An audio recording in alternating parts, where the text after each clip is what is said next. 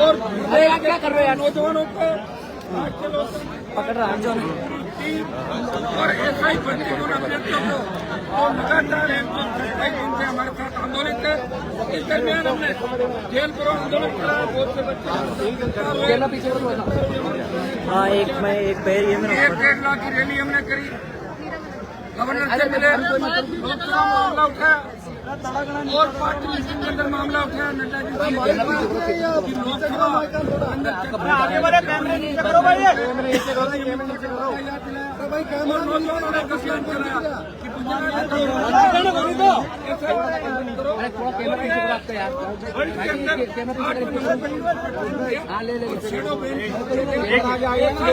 को लेके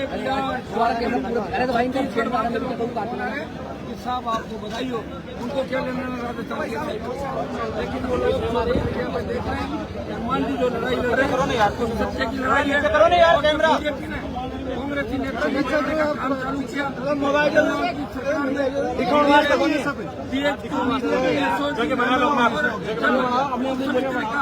व्यक्तिगत करो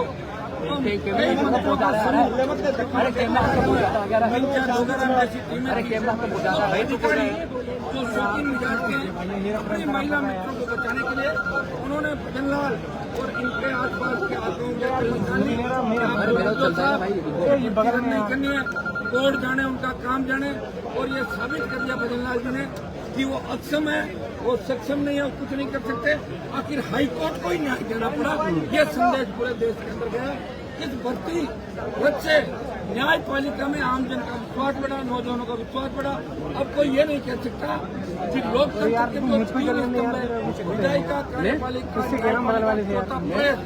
प्रेस और न्यायपालिका लड़ रहे हैं आमजन के लिए। हमारे जैसे नौजवान लड़ाई लड़ रहे हैं आमजन के लिए। सत्ता को ठोकर मार के हम सड़कों को पूरी राजस्थान को सिखाने के लिए पार्टी बनाकर संदेश दिया और देश के लिए मैसेज दिया। अब राजस्थान में लड़ा के आगे अरे के बाद पार्टी आदिवासी और जो नकली लोग थे जो पार्टियां बनाने की बात करते थे उनकी दुकानों की भी ताले लग गए, उनका सामान खत्म हो गया। इसलिए वो बरसाती मेंढकों की तरह उन्होंने की तरह उछल रहे। अब उनके पास कुछ भी नहीं बचा सिवाय तथ्यहीन बातों के और तथ्यहीन आरोपों को, कुछ भी नहीं बचा। ऐसा ही भर्ती जो रद्द हुई है ये हम सब की जीत है, राजस्थान की जीत है। विशेष कल गणेश चतुर्थी थी और गणेश जी को मैं मेरे घर पे बच्चे मेरे गणेश जी को बहुत मानते और आप देखिए गणेश जी के जयकारे के साथ वीर तेजा जी के जयकारे के साथ चलता हूँ तो गणेश जी महाराज ने तो वीर तेजा दशमी का कार्यक्रम में तेजा जी के मेले भरेंगे तो गणेश जी महाराज की कृपा से, वीर तेजा जी की कृपा से एक अच्छा शुभ संदेश हमें मिला और एक नई ऊर्जा राजस्थान के नौजवानों को मिली और राष्ट्रीय लोकतांत्रिक पार्टी को ताकत मिली। इस भर्ती का क्रेडिट कौन दे रहा, किसको दे रहा, उससे हमें कोई मतलब नहीं। हम ये चाहते थे कि राजस्थान को बचाएं।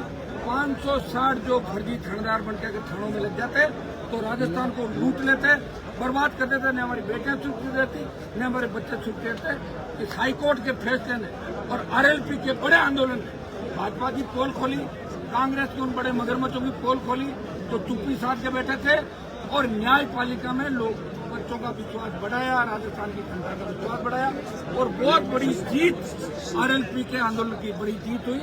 और आप सबका इसके अंदर बहुत बड़ा सहयोग है और आपको बहुत बहुत धन्यवाद कि आपने हमेशा हमारा साथ दिया। किरोड़ीलाल मीणा का जिस तरह से आपकी तिथि लोग जो सुनिए मेरी बात, देखिए जैसे उम्र में 5 साल जो है वो सम्मान में उनका करता हूँ। तो मेरे पिताजी के साथ विदाई करेंगे पिताजी के दौर पर मेरे फादर 77 में मंडले थे, उन्हें और यूनिवर्सिटी अध्यक्ष रहते हुए हमेशा जब डॉक्टर साहब दुख के दिनों में थे मुझे कहा कि मैं बहुत तकलीफ हूँ, एक उत्तरी का मामला था सीबीआई को आप राजस्थान में सब कुछ करें खाली मीणाओं से और मैं लड़ रहा था राजस्थान में और हमने लड़ाई लड़ी, लेकिन बीकानेर बाढ़ में और नागौर की रैलियों का मैं डाक लगाए और उसके बाद चुनाव होते रहे और हमेशा मुझे कहते थे कि वसुंधरा ऐसी है, इसकी मम्मी ऐसी है, इसका परिवार ऐसे है।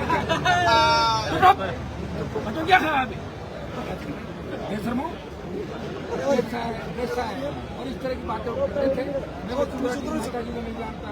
परिवार को नहीं जानता, लेकिन वो कहते थे ये है वो है, मैं अरुण जेटली जी से बात करूँगा, मैं अटल जी से करूँगा, फलाना करूँगा। फिर मेरे पास एक दिन मैं इनके घर बैठा था, मुझे कहा आप खाना खाओ, अपन विधानसभा चल रहे हैं, क्योंकि अकेले नहीं जाते थे। रमेश मीणा और हुल्ला पता नहीं कब हमला करते, ये हमेशा मेरे को साथ रखते थे कि कम से कम एक आदमी बचाने वाला तो मेरे साथ रहेगा। मैं इनके साथ तो मेरा बड़ा स्नेह था, लेकिन अचानक फोन आया कि आप तो विधानसभा चलो, मैं कहीं जाके आ रहा हूँ।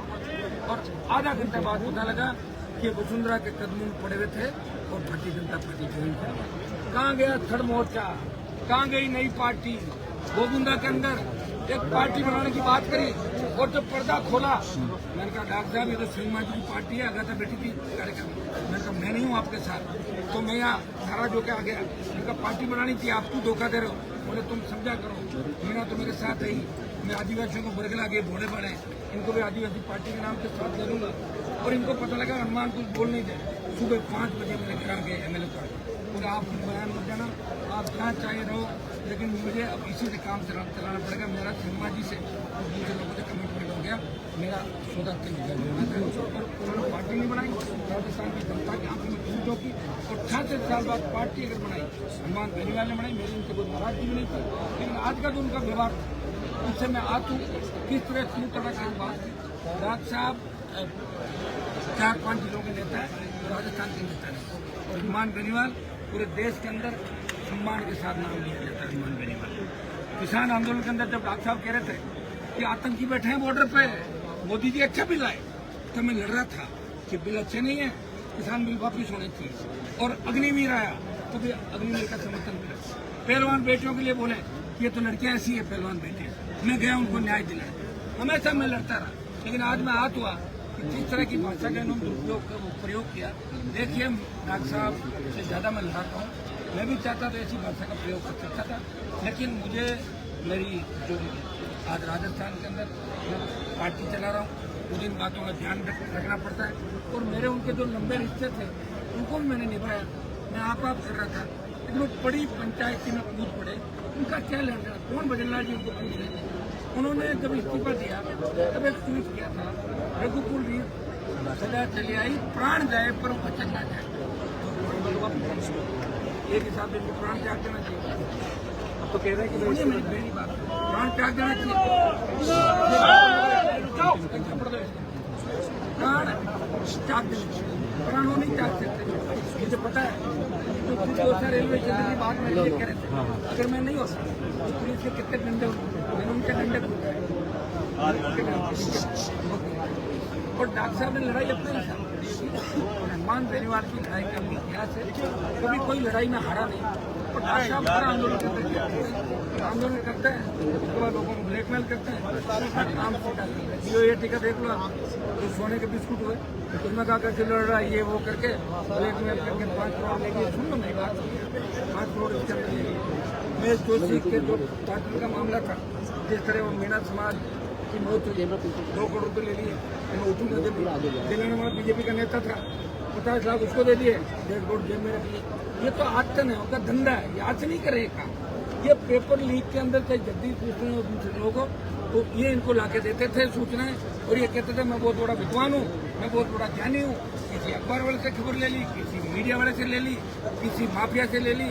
और मैं एक बार बैठा था इनके पास, एक लड़का आया, उसके 150 रुपये में चोरी किया। मैंने डॉक्टर साहब ऐसे लोगों के साथ मैंने समझा करो, मैंने समाज का है रखना पड़ता है, हम तो नहीं।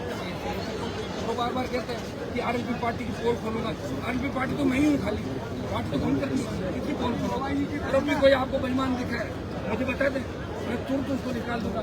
लेकिन आपकी तरह ऐसे नहीं कि भजनलाल के खिलाफ गाली गलौज करना, 2 साल में भजनलाल के साथ खड़ा नहीं होगा। भाई को टिकट दिला दी, अगर खास साथ जाते भाई नहीं आता, भाई परेशान है, हरा दिया इन्होंने, और अब भजनलाल के साथ हेलीकॉप्टर में घूमने लगे। अपनी बात में तो 70 साल उम्र हो गई, 70 साल उम्र हो गई, 2, 5, 7, 10, 15, 20 साल जितना भगवान करे हम तो चाहते हैं आप सेम हो, 100 साल की उम्र आपकी हो, लेकिन इस तरह बोखलाट, हाँ ये सही है आपका स्वास्थ्य से नहीं 18-20 बोली लेते हैं, इनको योग प्राणायाम करना चाहिए। ये सिर्फ पॉपुलरिटी के लिए कि क्रेडिट हनुमान बना रहे हो जा रहा है, इसलिए मैं कूद पड़ूँ, चाहे मुझे अदर भाषा का प्रयोग करना पड़े। बताओ, मैंने कुछ भी नहीं बोला, आप देखना, आप लोग इस तरह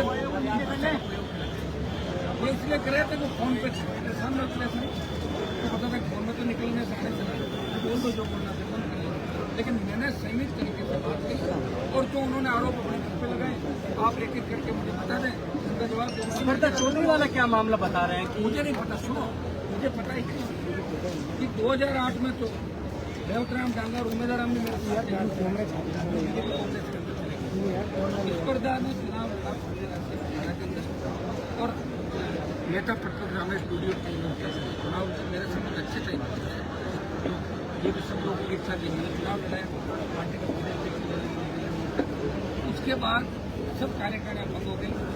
आज वो कहाँ है कहाँ नहीं है, मेरी किसी तरह की बात नहीं, मेरी पार्टी तो मेरे सामने खड़ी है। अब मैं संगठन का विस्तार करूंगा और उसका भी अगर कोई कागज डाल साफ से तो आरोप प्रत्यारोप क्यों लगा रहे हैं, इनकी सरकार है, विस्तार करने को मना कौन कर रहा है? राज्यसभा चुनाव को लेकर वो कह रहे हैं कि हनुमान बेनीवाल मेरे घर पर आते थे, यहाँ पर मेरी डील होती थी, पैसे मांगते थे। सुनिए मेरी बात, ऐसा है सिर्फ कौन से राइस पर चुनाव कर मुझे बताओ, एक खुद राइस पर वो नहीं कमल मुरारका का जो चुनाव था उसमें किरोड़ीलाल मीणा, सचिन पायलट की किरोड़ीलाल मीणा से मैंने बात कराई। सचिन पायलट किरोड़ीलाल की नहीं बोल रही थी, पायलट का टेलीफोन मेरे पास आया, रामेश्वर टूडू, सचिन पायलट और नवलगढ़ के राजकुमार, हम चाह रहे थे कि बीजेपी को पराजित कर दी जाए और कैंडिडेट खड़ा किया जाए, हमारी इच्छा ही थी। लेकिन निर्दलीय था, मेरा एक वोट था, तो पायलट ने कहा कि आप डॉक्टर से बात करो, 4 वोट दीजिए। मेरे समझ में ठीक है, बैठ की बात हो गई सारी। उसके बाद की कहानी क्या है, ये तो 10 साल बाद अगर सुन रहा हूँ, तो चुनाव हुए शायद 2015, 16 में। अब क्या डॉक्टर साहब एकदम तो सपना आ गया और ये मेरे पे पैसों का आरोप लगा रहे हैं, क्या डॉक्टर साहब दलाली कर रहे थे, उनके पास है क्या पैसे रखा हुआ, बताओ तो आप पूछते उनको कि आप पैसे का ठेका आपने लिया था क्या मुराद, या आपके कहने से कैंडिडेट खड़ा हुआ था? कैंडिडेट खड़ा किया था कांग्रेस पार्टी ने, 3-4 वोट इनके थे, एक मेरा निर्दलीय का वोट था और हमें मिलते 2-4 वोट करके चुनाव जिताना था। सुभाष चंद्र और मैं बीजेपी के साथ, बीजेपी पार्टी के साथ, मैंने कहा भैया तो बहिष्कार करूंगा, ये निर्दलीय करूंगा, निर्दलीय लड़ा। ये आरोप प्रत्यारोप तो होता गया, डॉक्टर साहब को कि कोई सबूत जाके दे, मेरे पास जो इतने सुनिए मेरे पास इतने सबूत है, अगर मैं ला दूँ तो डॉक्टर साहब मुझे लगा वो तो कह रहे हैं कि मैं मंत्री रहना ही नहीं चाहता, वो छोड़ दो तो कौन मना कर रहा है? आंध्र जो मैं पोस्ट बना देता हूँ, आज राष्ट्रीय लोकतांत्रिक पार्टी सारी मर्यादा इसको छोड़ देना, क्रेडिट मुझे मिले कैसा ही भर्ती मैंने करा था भजनलाल जी से, तो धरने में बाद में बैठा था, मना किसने किया? मना नहीं किया था। तो बिजली का कनेक्शन किस तरह काटा, 5 करोड़ जो MLA लेट मुझे मिलती है, डॉक्टर साहब ने मेरा MLA लेट कह के रुकवाया कि हनुमान बेनीवाल को 5 करोड़ रुपये नहीं मिलने चाहिए, इसको चुनाव हराना, इससे अच्छी हरकत नहीं हो सकती। मैंने कभी ये बात नहीं की। जब आरोप प्रत्यारोप पर बात आ गई तो ये बात कहने की जरूरी है कि विधायक को उसी का होता है जो विधायक रहते हुए रिकमेंडेशन करता है, तो विधायक रहते हुए मैंने रिकमेंडेशन करी, नवंबर में चुनाव जीता, तो वापस नवंबर में दूसरा चुनाव है, मतलब 1 साल का कोटा मेरा था, लेकिन डॉक्टर साहब ने एक आपके न्यूज 18 के पत्रकार का नाम नहीं लूंगा, जब विधानसभा चल रही थी, मुझे कहा आप चैम्बर में आ जाओ चाय पीते, मेरे अच्छी मित्रता थी, मैं चला गया, मुझे क्या रिकॉर्डिंग करवा रहे, उसको कहा तुम ऑन कर लो माइक, और बोले मेरे पास बहुत बेनीवाल जी मैं बहुत दुखी हूँ, बहुत आगे जाते हैं, बहुत तकलीफ में हूँ, शिकायत आती है। तो न्यूज 18 वाला बैठा हुआ था, मुझे क्या रिकॉर्डिंग करवा, मैंने कहा डॉक्टर साहब अब आप सरकार के अंदर हो, तो भाई सरकार हो, तो सरकार के बाद तो शिकायत आएगी, तो उसको वायरल कराया, देखो हनुमान बेनीवाल मेरे कमरे में आके कह रहा है कि आप सरकार हो। मैं आपको क्या मानता हूँ, मैं मोदी को नहीं मानता, आप जैसे पता नहीं हजारों 56 लोग मैं मानता हूँ जबरदस्त, लेकिन इस तरह का धंधा नहीं है, रिकॉर्डिंग करना, ब्लैकमेल करना, लोगों को दबाना। एस एन गुप्ता जी मुझे कह रहे थे, श्याम सुंदर काबरा हमारे मुझे बोला साहब मैं आपकी कोई बात कर रहा हूँ, लेकिन मेरी कोई बात नहीं है, डॉक्टर साहब को 100 दिनों से मैंने 200 करोड़ दिखाई देता हूँ, 13 के अंदर जो हेलीकॉप्टर देते 8 के अंदर देते 200 करोड़ रुपये एस एन गुप्ता का मैंने दिलाए, श्याम सुंदर काबरा नया एस एन गुप्ता 3 होते। तो डॉक्टर साहब उसका जवाब दे दे, 100 किलो से पैसा लेके किसको दिया आप बताओ, हेलीकॉप्टर उसी का उड़ाया ऐसा ही भर्ती आपस में दोनों नेताओं के पर्सनली हो गई। उनका क्या मतलब, वो कहाँ ऐसा ही करते हैं? तो फिलहाल क्या नौकरी कर रहे हैं? हम लोग सड़क पे ये डीजे बजाए ना, देखा नहीं आपके सामने बज रहा है? डीजे बजे थे क्या? कमिश्नरेट के आगे डीजे बजे थे क्या पहले कभी? अंतिम सवाल है, क्या एसआई भर्ती का आंदोलन आज खत्म हो गया सफलता के साथ? सफलता के साथ भर्ती का आंदोलन सफल हो गया और आवश्यकता पड़ी तो वापस शुरू हो जाएंगे सड़कों। हमें कौन रोक रहा है? सड़कें हमारी, नौजवान हमारा, पूरा देश हमारा, और हमारा कोई आला कमान नहीं। हमारे आला कमान नौजवान और किसान है। बाग साहब ने बड़ी पंचायत को छीन के लिए बात की। धन्यवाद धन्यवाद। लोगों को ब्लैक में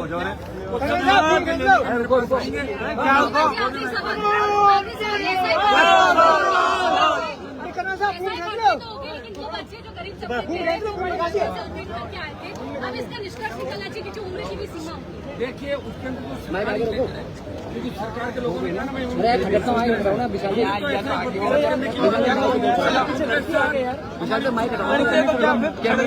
जो ईमानदार लोग हैं वो वापिस बढ़ेंगे, सिलेक्शन हो जाएगा।